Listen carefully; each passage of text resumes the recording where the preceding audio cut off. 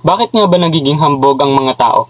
Ang isa sa mga dahilan nito ay ang nakikita nila sa sarili nila na nagtatrabaho naman sila, nagpupuyat sila para dito, nag-aaral sila para dito, nagre-research sila para dito. At nakikita na lamang nila palagi na nagtatrabaho sila na nang sila lang at wala silang katulong. Ngunit hindi nila nakikita na tinutulungan nga sila ng Diyos sa araw-araw nga nilang ginagawa at sa lahat ng kanilang ginagawa. Wala tayong magagawang kahit isang bagay kung hindi tayo tutulungan ng Diyos. Kaya naman nagagawa natin ang lahat ng ito dahil sa Kanya. Ang isa pa sa mga dahilan nito ay ang humihiling tayo sa Diyos na bigyan tayo ng napakaraming pera. Ngunit hindi natin alam na hindi nga yung literal na ibinibigay ng Diyos na uulan na lang basta ng pera, ngunit binibigyan niya tayo ng kalakasan. Ngunit hindi rin natin ito nakikita. Binibigyan niya tayo ng skills para magawa natin ng isang bagay na makakapagbigay nga sa atin ng gusto natin ng maraming pera.